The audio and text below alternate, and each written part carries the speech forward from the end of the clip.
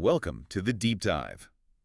We're here to cut through all the noise and really bring you insights that could genuinely shift how you see things, maybe even change your life. Mhm. Today, we're diving into something pretty universal, I think.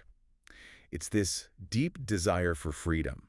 Absolutely. But we're not just talking about, freedom in the abstract. Yeah. We're looking at that specific kind of liberation you feel when your time, your choices, even just your ability to be present, well, when they aren't completely chained to the grind of earning a living. Yeah. Just imagine that for a second. A life where income flows in, not because you're constantly on the clock, but because you've actually deliberately built systems where money starts working for you.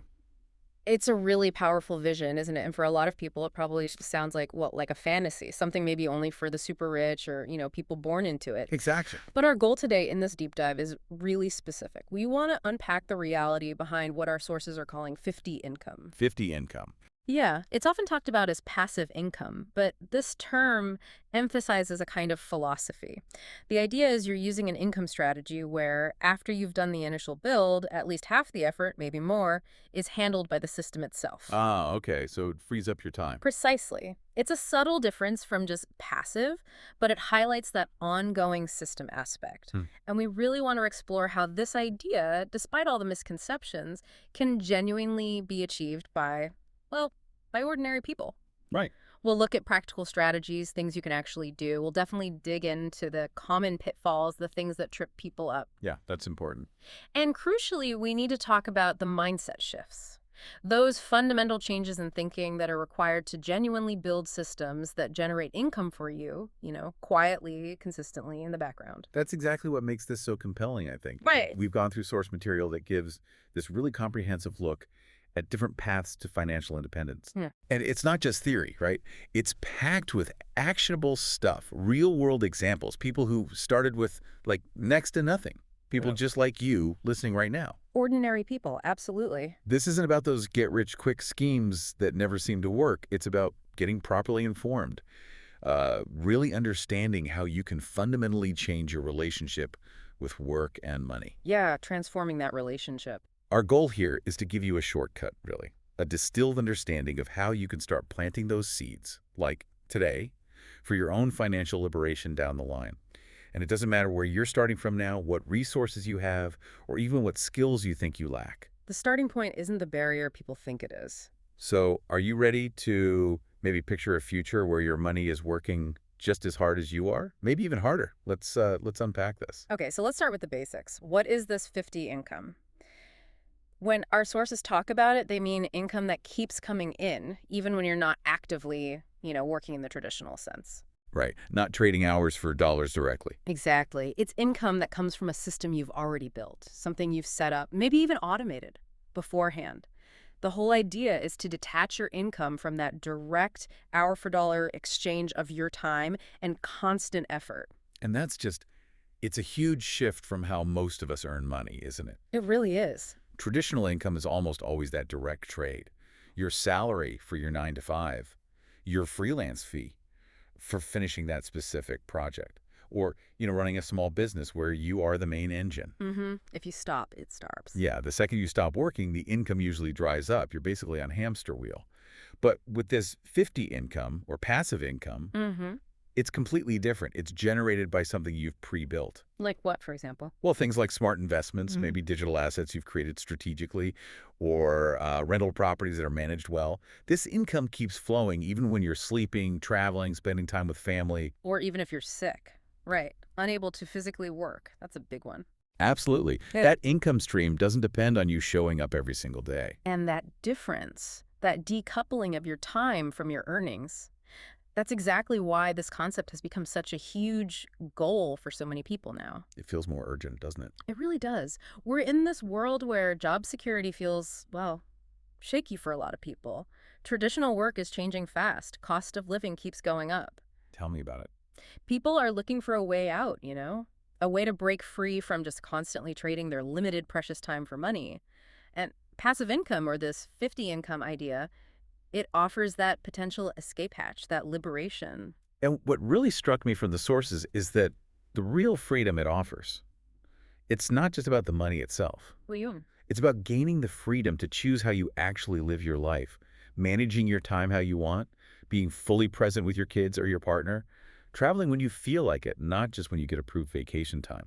Yeah, those things are almost impossible when your income depends entirely on clocking in or constantly hustling for the next gig. Exactly. It's a fundamental shift, isn't it? Moving from being a laborer for money. To having money work for you. That's the core paradigm shift. So the big question then, the one everyone asks, is this actually accessible? Like, for regular people? Yeah, that's the million-dollar question, isn't it? There's this huge misconception that it's only for people who are already wealthy or financial wizards or have some super special skill. Right, like you need to be a tech genius or something. But the sources really push back against that hard, and that's one of their most powerful points. They show example after example of ordinary individuals starting literally from scratch. Not trust fund kids. No, not at all. These were people who put in the time for self-study, who kept experimenting, who weren't afraid to fail and try again. And maybe most importantly, they went through some pretty deep mindset shifts. And they built real income streams. Absolutely. Legitimate passive income streams, bit by bit. So what kind of things did they do? Like concrete examples? Well, the sources talk about people starting simply, maybe writing articles for a blog and putting ads on it. Okay, yeah. Others created short YouTube videos on topics that don't really go out of date evergreen content, and over time, those videos earned ad revenue consistently. So not chasing viral trends. Exactly. Some people taught online courses based on skills they already had, maybe basic graphic design or how to use certain software. Things they knew anyway. Right. And others sold digital products, things like summary notes from studies, useful templates, planners, stuff they could sell on platforms where the delivery is automated. So these aren't things that need huge investment or a fancy degree to start. Not at all. They're accessible starting points for almost anyone who's willing to put in that initial work. Okay, but here's the catch, Oh, right? Because it sounds too good to be true otherwise. there's definitely a catch, or rather, a crucial reality check. And this is where so many people stumble. What is it? This 50 income is not money that just falls out of the sky. It's absolutely not no effort income. It's a system. And that system requires significant focused effort initially to build it, to optimize it, and yeah, sometimes to maintain it. So the passive part comes later. Precisely. The analogy the sources use is fantastic. It really clicked for me. It's like planting a tree. Okay. You sow the seed, you water it every day, you make sure it gets sun, and for a long time, maybe months, maybe even years, you don't see much happening. No immediate results. Just watering dirt, basically. Feels like it sometimes, but you keep nurturing it, trusting the process, then slowly tiny leaves appear. It grows little by little until it's strong enough to actually bear fruit consistently. And that's why people fail. They give up during the watering phase. Exactly. They have this misunderstanding that it should be easy money right away. So when that initial, often intense, often unseen effort doesn't give them instant results. When the tree doesn't pop up overnight. Yeah, they get discouraged, they quit. Often they abandon the whole thing right when it was about to take off, or just as those first tiny leaves were showing. It's impatience killing the dream. That makes so much sense. It's about managing expectations. Absolutely. And this leads us to a really useful framework the sources talk about, the input process output model. They say it's essential for success here. Okay, break that down. Input, process, output. So the input is what you put in at the start. Your time, obviously, Wow. your knowledge, your physical effort, maybe, Yeah. and critically, your consistency. That unwavering discipline. This is planting the seed, the daily watering. The upfront work. Right. If you're writing a book, for example, the input is hundreds of hours of research, writing, editing. Got it. What's the process? The process is the journey itself. It's about learning as you go, trying things, making mistakes, that trial and error piece, Hmm. adapting based on feedback, testing different approaches to find what actually works for you. So tweaking the watering schedule for the tree, maybe moving it. Perfect analogy. It's refining the system, continuously improving. And the output, that's the goal, right? The output is the payoff. It's the recurring income that the system generates, even without you actively working on it in real time. That's the fruit from the mature tree. Like the ad revenue from that old YouTube video. Exactly. Yeah. Or sales from an online course you built last year. Or the rent from a property you've got running smoothly. Every bit of that output, that recurring income, comes directly from those earlier inputs and processes. It doesn't just appear. Okay, so knowing that model, how do you actually plan for this? How do you build something sustainable? Well, the sources are really clear. It starts with deep self-awareness. You've got to figure out your own strengths, what you genuinely interested in, and maybe most practically, what kind of work can you actually tolerate doing day after day, even when you're not getting paid for it immediately. Ooh, that's a tough one. What can you stick with when nobody's watching or cheering you on? Precisely. What are you passionate enough about, or at least disciplined enough about, to keep going when the rewards aren't obvious yet? Often that means leaning into something you're already curious about or know something about. Okay, so you figure that out first. Then what? Then you set clear, long-term goals, but you break them down. What do you need to learn first? Small steps. Yeah. If you want investment income, maybe you start by reading basic finance books. If you're thinking content, maybe you just start making short videos or writing short articles on topics you know well. The idea is to start learning and building piece by piece, not wait for some mythical perfect time. And you have to be flexible, I imagine. It won't go exactly to plan. Absolutely crucial. This is not a straight line. You can't expect quick returns. That's the fastest way to get discouraged and quit. Right. The focus, the sources really stress this, has to be on daily small improvements, Mhm. improving your skills, gradually building your system. The goal isn't next month's paycheck. It's the freedom of having income that keeps flowing even if you decide to stop working actively. That's the real prize. That's the shift in thinking. It is. And this brings us to what the sources call the build first mentality. It's so important. Build first. Yeah, the people who actually succeed with this stuff, they're the ones willing to build when the results aren't there yet, willing to work hard when literally no one is watching, willing to fail, learn, and try again without quitting. They believe it's possible, even when they can't see it yet. Exactly. They have this conviction that big systems, the ones that create lasting income, always start with small, consistent, often really unglamorous actions taken today. It's not about being an overnight success. It's about being a relentless builder, day in, day out. Okay, so here's a thought to maybe chew on, something that really comes through from the sources. If you can shift your thinking from just working for money Hmm. to making one focused effort that leads to repeated results, that changes everything, doesn't It it? fundamentally redefines what's possible. It shows that financial freedom isn't some impossible dream for other people. It's actually within reach for you. If you're willing to build. Right. You just need to start today, commit to building consistently, and then you start to see this shift where money starts coming back to you without you constantly chasing it down. It's about setting up those streams, right? Not just pouring effort into a leaky bucket. Okay, let's shift gears a bit. The second major strategy the sources dive into is making your existing money work for you. Investing. Essentially, yes. But it's more than just picking stocks. It's about a fundamental paradigm shift. Moving beyond just trading your labor for money to actively letting the money you already have generate more money for you. It's a complete reorientation. And this really highlights that clash between the old and new ways of thinking, doesn't it? How so? Well, the old way, the traditional thinking is, if I need more money, I just have to work harder. More hours, another job, more side hustles. Right. Grind harder. And yeah, that might give you a temporary boost. But the sources make a great point. It often leads to feeling perpetually behind because the most expensive thing you have isn't money. It's time. It's your time. It's finite. If you only rely on trading your time for dollars, you're always capped by the hours in a day. You can't scale yourself indefinitely. And what the sources really hammer home is that in today's world, with technology changing jobs, rising costs, less job security, relying only on active income, it really limits your growth, your options, your It resilience. makes you vulnerable. Exactly. Whereas money working for you, that builds future security. It creates options. It gives you that buffer against life's curveballs. It's like building a financial fortress, not just patching walls. Okay, but here comes the big hurdle again.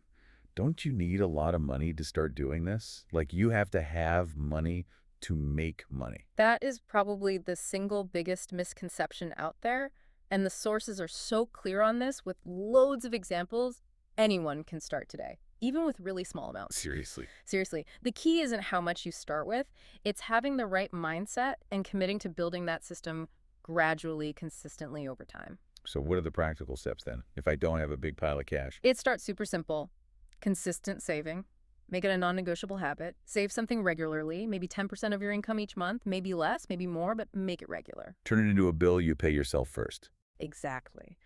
Then it's about strategic investing. Take those savings and put them into things that can grow. That could be diversified mutual funds, stocks that pay dividends, maybe even employer-sponsored retirement plans, especially if there's a match. Because that's free money. It's literally free money working for you instantly. And if your income is tight right now, the sources strongly recommend dollar cost averaging, DCA. Right. Investing small amounts regularly. Yeah, put in a small, fixed amount on a regular schedule, say every month. It doesn't disrupt your budget much. The immediate returns might look tiny, but the power of compounding over years, it's incredible. It builds wealth slowly but surely, and it takes the stress out of trying to time in the market. Which is impossible anyway, right? Pretty much impossible for most people, yeah. DCA just averages out your purchase price over time. So the process here involves a big mindset shift too, doesn't it? Huge. The sources emphasize money shouldn't just be for temporary fun or immediate gratification. A consistent portion needs to be deliberately set aside to build your future. Delayed gratification. Absolutely. Once you get the saving habit down, even if it's small, you need a plan to grow it. So educate yourself. Learn the basics about different investments, stocks, funds, maybe real estate down the line, even digital assets. Find out what makes sense for you. Exactly. Choose a path that fits your personality, your comfort level with risk, and your long-term goals. It's about making conscious choices, not just letting your money sit in a savings account getting eaten by inflation. Okay, let's make this real. You mentioned examples. Can you share one? Yeah, there's a great one in the sources about a guy named Lick. He earns a pretty average salary, around 15,000 Thai baht a month. Not a high flyer. Okay. What did Lick do? So in year one, Lek went all in on building his foundation. He committed to reading 10 pages of finance books every day, listening to 20 minutes of finance podcasts every day. Wow. Daily discipline. That was his intellectual input. At the same time, he saved 1,000 baht a month religiously. And he invested it using DCA into low-risk mutual funds through his bank's app. Simple. And the results. Yeah. Millionaire overnight. Huh. Not quite. His initial returns were tiny, barely noticeable. He probably felt frustrated sometimes. I bet. But he stuck with it. He understood that first year was about building the discipline, the habit, not about instant riches. He had to fight the urge to check his balance constantly. Okay, so he built the habit. What about year two? Year two, Lex started expanding. His savings were growing, his knowledge was growing. He started studying dividend stocks, companies that regularly pay out profits to shareholders. Getting more specific. Yeah. He started buying shares in companies with solid dividend histories. He even learned some basic business analysis, and he diversified, kept some money in the mutual funds, put some into these long-term dividend stocks. Yeah. And this is where his mindset really solidified. His salary was for living now, his investments, that was planting trees for the future. He was actively building his future security with every deposit. I like that framing. Planting trees. So did trees start bearing fruit in year three? Year three, yes. He started getting his first real returns. Small dividend payments started coming in. Maybe just a few thousand baht a year initially. Doesn't sound like much. It might not sound like much, but for Lick, it was huge. It was income he didn't trade his time for. His saved money was now silent labor working for him. That's powerful. Did he stop there? Nope. He got more ambitious. He cautiously started looking into small real estate, like buying cheap rental rooms. He used his savings for a down payment and cleverly used low-interest loans from his workplace provident fund. Leveraging existing resources. Exactly. And the genius part, he set it up so the rent he collected from the rooms paid off the loans. It became a self-sustaining system. The asset basically paid for itself over time and then started generating net income. He hit bumps, sure, difficult tenants, repairs, but the system worked. Wow. That takes patience, though. Immense patience. What really stands out in Lake's story, and the sources stress this, is his long-term view. Even if it took 3, 4, 5 years to see really significant results, he stayed the course. He trusted the process. Deeply. He knew every single baht saved and invested was a step towards freedom. He made sure his money was always doing something, investing, circulating, adding value. Never just sitting idle, losing value to inflation. He really got it. That story really busts some myths, doesn't it? It totally does. It cuts through those common excuses. You need to be rich to invest. The market's rigged. Investing is just gambling. Yeah, all that negativity. The truth, like Lek shows, is that making money work for you is a skill you can learn. It's a system. Yes, there are risks, but you can manage them with discipline, ongoing learning, diversification, and crucially, that long-term perspective that doesn't panic over short-term dips. So the core strategy isn't having a ton of money to start. Not at all. It's having the right mindset, planning for the long haul, and taking consistent action, day after day. The sources are emphatic. Starting early gives you a massive advantage, not because you're smarter, but because you let time and compounding do the heavy lifting for you sooner. Time is the secret ingredient. It really is the ultimate amplifier in wealth building. So here's a thought to take away from this section. Life doesn't have to be this constant struggle, trading all your time for money. Right. That initial effort to build these financial systems, it can genuinely lead to a future with more ease, more choice. People who achieve financial independence understand this deeply. Money is a silent worker. It's ready 24/7, doesn't ask for holidays, doesn't call in sick. It's just waiting for you to put it to work. Hashtag tag 3 of 3, content creation as an automated income stream. All right, let's pivot again. Another really fascinating path to financial freedom the sources explore is content creation, specifically using it to build an automated income stream. Yeah, this one feels very relevant to today's world. Totally. In this digital age, creating content isn't just about getting likes or views that disappear tomorrow. It actually has this amazing potential to become an automatic recurring source of income. But it's not magic, right? It's not do-nothing income. No, exactly. Yeah. The key idea is you put in a significant, focused effort once to create something valuable, and then that creation continues to work for you, sometimes for years. The sources use the analogy of building a bridge. Okay, how does that work? Well, building a bridge takes immense initial labor, planning, resources, but once it's built, it allows people to cross continuously, generating value, maybe even toll revenue, without you having to rebuild the bridge every single day. Ah, I see. The upfront effort enables the ongoing flow. Precisely. What's really interesting here, and the sources really stress this, is how feasible and accessible this actually is now. You think so? A lot of people are skeptical. Can regular folks really make consistent money from content without a big team or tons of money or being tech wizards? The sources say yes, absolutely, backed up by tons of examples. Yeah. The core shift in thinking is seeing your content not just as like a post or a video, but as a digital asset. The digital asset, like a digital rental house. Exactly like that. Something that can generate repeated income from that one initial investment of your time and creativity. Okay, so what do you need to make that happen? What are the key parts for automated content income? The sources break it down into three main things. First, you need valuable knowledge or unique experience, something people genuinely need or want to learn. Your expertise, your insights. Stuff you know that others don't or can't explain well. Right. Second, you need durable channels. Platforms that stick around, YouTube for video, maybe your own website for articles, established online course platforms like Teachable or Skillshare, not just fleeting social media trends. Solid foundations. Exactly. And third, this is crucial, you need back-end systems, things that connect automatically to generate revenue or sales even when you're offline. Like what kind of systems? Could be automated ad systems like YouTube ads or Google AdSense. Could be automated email sequences that lead people to a sales page for a product you created. Could be evergreen online courses people can buy and access anytime. Or even automated chat responses on social media that handle basic sales questions. Okay, so the tech does some of the work. A lot of the work, potentially. And we see examples of this everywhere, right?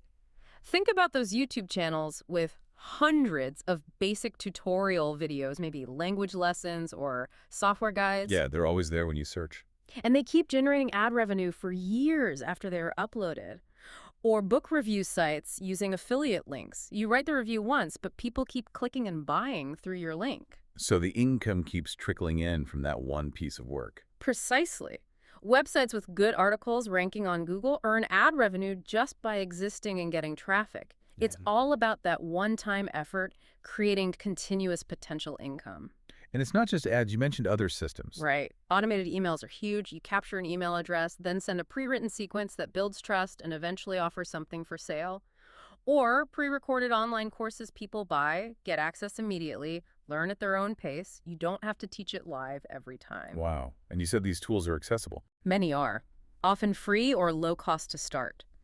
The crazy thing is, so many people either don't know these tools exist or they just don't dare to try them out. Fear holds them back. So if you're going to put in the effort, what kind of content should you focus on for this automated income goal? The answer is loud and clear from the sources. Evergreen content. Content that doesn't go out of date Well, quickly. exactly. Avoid chasing news cycles or hot trends. Those fade fast. Focus on topics that people always need or want to know about. Things like fundamental skills, language, finance, health, timeless self-improvement, summaries of classic books, how-to guides for common tools or problems. People search for year after year. Right. That gives your content a really long shelf life and a much higher chance of generating income over the long term. So this requires planning then. You can't just post randomly and hope for the best. Definitely not. If your goal is automated income, you need to think like an investor from the start. Plan what system you're building. Think of each piece of content like a digital rental house. How will it attract tenants, viewers, readers? How will it generate rent income? That means thinking about structure, topics, the right platform, and crucially, those back-end systems. So for YouTube, it's not just uploading. It's keywords, thumbnails, keeping people watching. Exactly. For a website, it's SEO, getting Google to notice you. For a course, it's setting up the buying process, the delivery, maybe even updates. It requires a long-term vision. You won't see results overnight. Back to the tree analogy. It's always like the tree. You have to trust the process, keep building. Like building a ship, it might feel like it's just sitting in the harbor for ages, but with consistent effort, eventually it will sail on its own. Got any real-world examples of this working? Yeah, the sources had some great ones. One person started summarizing books they read, just 5-minute clips on YouTube every day. That's dedication. It was. First few months, hardly any views. But they kept going. After a year, over 300 clips, tens of thousands of subscribers, and steady ad revenue coming in even on days they didn't upload. Wow. The consistency paid off. Hugely. Another example. A housewife who loved cooking started posting short Thai cooking videos daily. Again, hardly any views at first. Felt like shouting into the void. I can imagine that feeling. But she stuck with it for 6 months. Her following grew steadily. Soon, she was making enough ad revenue just to buy her ingredients each month. It became a regular income stream without ever opening a restaurant. That's amazing. Just from sharing what she loved doing anyway. But what about the fear? That must stop so many people. It's the biggest barrier, the sources say. Fear of getting no views, fear of wasting time, fear of failure. Yeah, it's paralyzing. But I have to echo the challenge from the sources here, directly to you listening. How long are you going to let that fear control you? Doing the same thing gets the same results, right? Ouch. True, though. If you genuinely believe content can be powerful, that these online systems can work for you, then why wait? Start now. While you have the energy, the desire, Even if it's small. especially if it's small, that content you create today might not pay the bills tomorrow, but 6 months from now, a year, it could become this amazing, unexpected income source that frees up your time. It's like planting that little sapling again, isn't it? Exactly. It looks small now, needs care, but one day it could provide shade, fruit, a place to rest without constant work. Just start. Don't quit. And remember that great line from the sources. You don't need to be good to start, but you must start to be good. Okay, let's shift focus to another really practical pathway the sources explore. This one's about renting out assets you might already own. So leveraging what you have, like your house or car. Exactly. Or even smaller things. The core idea is simple. Generate sustainable income from physical assets you possess without you having to do daily labor related to it. The asset itself does the work. Okay, how does that fit the input process output model? It fits perfectly. The input is owning or investing in the asset. The car, the camera, the spare room. The process is the management side handling bookings, maybe some cleaning or maintenance, dealing with renters, which can often be systemized or outsourced. Right. And the output is that recurring income, rent payments, basically. Yeah. It's a clear way your existing stuff can work for you without you needing to constantly create something new or trade your direct time. And why is this considered sustainable? Because assets, if they're useful and maintained, have this inherent ability to generate income over and over. Think about it. A good camera you bought for a hobby. If you rent it out, it could easily earn you back more than you paid for it over time. Sure. That car sitting idle while you work from home, Yeah. someone else could be paying you to use it. A well-located property generates rent month after month, and the more assets you have available to rent, the higher your potential income. And people always need stuff, right? Places to live, ways to get around, equipment for projects. Exactly. Especially people who prefer renting over buying, maybe for cost reasons or flexibility. So there's usually a consistent demand for rentable assets. Okay, sounds good. But what are the catches here? What do you need to watch out for before renting out your stuff? Good question. The sources highlight three crucial things. First, risk management. Big time. Assets can get damaged, lost, misused. Yeah, that's the worry. Someone crashes your car or breaks your expensive lens. Right, so you need ways to mitigate that. Good inspection routines before and after, clear photos or videos of the condition, solid contracts or rental agreements, maybe requiring a deposit. Okay, makes sense. What else? Second, taxes. Rental income is income, it's taxable, you have to report it. So understanding the basic tax rules in your area is essential. Don't skip this. Right, got to keep it legal. And third, Third, hidden costs. People often forget these. Your car needs maintenance, tires wear out, that camera needs cleaning, maybe parts replaced eventually. Property needs upkeep, repairs, maybe it's empty for a month between renters. depreciation and maintenance. Exactly. You have to factor those costs into your calculations to know if you're actually making a profit, not just looking at the gross rent coming in. Okay, so if someone has, say, a decent camera or a car they don't use all the time, how do they start safely? First step, the sources say, is assess your asset. Is it actually in good, rentable shape? What needs fixing or cleaning up first? Be honest with yourself. Get it ready for market. Right. Then choose the right platform. For cars, there are specific daily rental apps now that handle bookings, insurance, sometimes even vetting the renters. It simplifies things hugely. Take some of the risk off you. It can. For cameras or other gear, look for online groups for photographers or filmmakers or specialized rental websites. You might even find a niche like renting only to wedding photographers you trust. Start small and build trust. Exactly the advice. Start with a small group you know or can verify, get some positive reviews, build a good reputation. Then think about expanding. Don't try to rent to everyone everywhere on day one. And these online platforms have made it easier, haven't they? Massively easier. There are apps for everything now: car sharing, short-term room rentals like Airbnb, sites for renting out professional gear. Many have insurance options, secure payment processing, review systems. It really lowers the barrier to entry and builds trust. Even for really niche things. Oh, yeah. Stage lighting, drones, power tools, you name it, there's probably a platform or community for renting it. And if not, the sources suggest using social media, create a dedicated page, build a following, manage bookings through messages, lots of ways to do it. So to make this a stable income source, not just a hassle, what about the management side? Professionalism is key. Even if you're just renting out one thing, the sources emphasize, have clear rules, rental period, deposit, what's expected for returning it on time and in good shape. No ambiguity. Keep customer records. Know who rented from you, how it went, helps you screen future renters and reward good ones. Balance service and risk. Be friendly, helpful, but firm on your rules. Use contracts for property. Document condition for equipment. Good systems build trust and encourage repeat business, which is way easier than always finding new renters. Less churn. Exactly. Don't skimp on maintenance. Regular checks, proactive repairs. Have a small emergency fund set aside for unexpected issues. Keep meticulous records of income and expenses. You need to know your numbers to see if it's actually profitable. And finally, think about adding value. Can you improve the asset to charge more or make it more desirable? Furnish that empty room. Bundle the camera with lights and a tripod. Small upgrades can make a big difference. Okay, so it's really about running it like a small business, even if it's just one asset. That's the mindset. When you approach it systematically, renting out assets becomes this powerful long-term income model. It turns things you already own into little income machines. Yeah. With good systems and care, the income can really add up. And if you build up multiple rental assets, it totally changes your perspective. You realize stable income doesn't have to come from dragging yourself to work every day. It can come from things you built or acquired working tirelessly for you.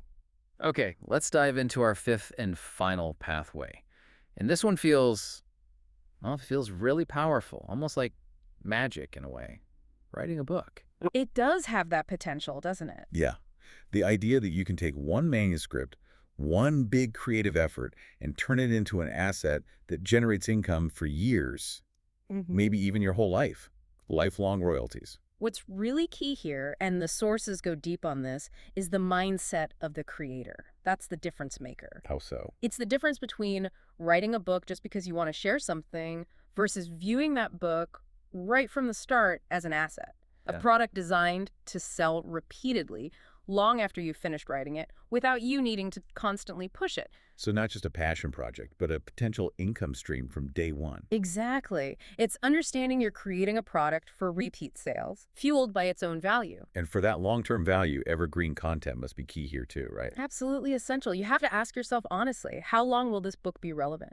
Will people still need this information or story in 5 years, 10 years. 20 years? So avoid writing about like the latest social media trends or tech gadgets that will be obsolete next year.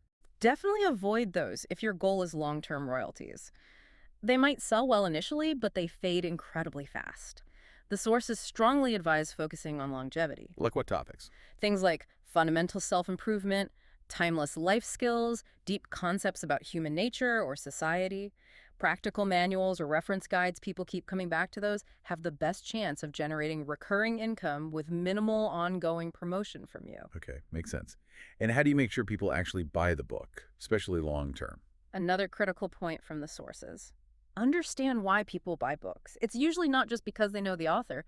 They buy books to solve their problems. Find a pain point and offer a solution. Precisely. A problem-solving focus is paramount. Books with titles that clearly address calming struggles, how to stop procrastinating, how to build better habits, how to navigate difficult people, those will always have an audience searching for them.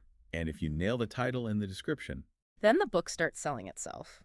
Online algorithms on platforms like Amazon pick it up, recommend it to the right people. That significantly reduces your news to be constantly marketing it yourself years down the line. that's the dream. And you mentioned platforms like Amazon. How easy is it now to actually get a book out there and earn royalties? It's genuinely revolutionized publishing. Yeah. Platforms like Amazon KDP for ebooks and print on demand, or regional ones like OKB in Thailand or other ebook specialists, they've completely democratized it. You don't need a traditional publisher gatekeeper anymore. Not necessarily. New authors can start without going through that whole process, without needing to be famous already, and crucially, without needing thousands of dollars up front to print physical copies. Prints on demand means books are only printed when they're actually ordered. Wow, that removes a huge barrier. So how does a regular person, someone who doesn't think of themselves as a writer, actually start this? The sources give some really freeing advice here. Don't aim for perfection first time out. That just leads to paralysis. Get something done rather than nothing perfect. Exactly. Start by identifying something you know or an experience you've had that you can explain simply and usefully to others. Like what? Maybe you're an accountant. Write a simple guide to taxes for freelancers. Maybe you're great at organizing your home. Share your tips. Maybe you overcame a major challenge. Share the lessons you learned as a guide for others facing similar things. So draw on your own life. Yeah, and the book doesn't need to be some massive formal tome. Just sincere, useful, easy to understand. Then the best way to learn is often just to jump in, self-publish it as an ebook and see what happens. Learn from the experience. Okay, what about protecting your work, copyrights and stuff, Yeah, and making the most of it? very important points. The sources strongly caution, never sell your copyright outright if you want those long-term royalties. Read contracts very carefully. If you self-publish, you generally keep your rights, which is a huge advantage. Keep your master files safe. Got it. And diversification, making more from the one book. Yes, audiobooks are massive now. So many people prefer listening while they do other things. Commuting, chores. Exactly. And creating an audiobook is way more accessible now. There are AI voice tools getting better all the time, or affordable studios that specialize in helping authors. It's taking that core asset, your manuscript, and turning it into another income stream. Brilliant. Can you give us an example of someone doing this? Sure, the sources mention Pim, an HR professional in her mid-30s. She wasn't a writer, but she noticed all these common workplace struggles around her time management, dealing with bosses, procrastination, communication. Stuff everyone relates to. Totally. She started just writing notes for herself about what she observed, what worked, what didn't. No plan to publish initially, but over months, these notes started forming themes, stories, actual chapters almost by themselves. Interesting how that happens. Then she got intentional. She organized those notes into actionable problem-solving chapters, how to handle public speaking anxiety, preparing for your performance review, talking to a difficult boss. Directly addressing reader needs. Exactly. Then she took the plunge, self-published it as an ebook on a local platform, priced it low to get started. And did it work? It did. Not overnight, not a viral hit. But positive reviews came in steadily. Sales were consistent without her doing much heavy marketing beyond sharing it in a few relevant online groups. All right. Within a couple of years, she was making a few thousand bahts a month in royalties. Not life-changing money on its own, maybe, but it was recurring income, Yeah. coming in every month with no extra work from her. A true passive stream. That's incredible. Did she stop there? No, that success spurred her on. She created an audiobook version, and then she self-translated it into English and put it on Amazon. Same core content, just reaching a much wider audience and generating more income streams from that single initial effort. That's the power of leveraging an asset. Absolutely. So this whole process, writing a book, publishing it, earning royalties, it really is achievable then. Genuinely achievable. You don't need to be famous. You don't need to be a professional writer. The key, the absolute core of it is understanding that book is an asset. Build it like an asset. Build it intentionally. Design it to solve problems so it sells itself. Make sure the content has longevity. Do that, and it can become a regular income source long after you stop typing. It's an investment of your experience, your ideas, your time that can pay dividends for a lifetime. Hashtag tag tag outro. And that really brings us towards the end of this deep dive. We've covered a lot of ground, but the core message from our sources seems incredibly clear, doesn't it? It really does. True financial freedom, the kind that gives you back your time and choices. It doesn't just come from working harder and harder. It comes from strategically building systems that work for you. Exactly. We've walked through 5 really powerful pathways for doing that. Understanding that 50 income concept where the system does at least half the work. Right.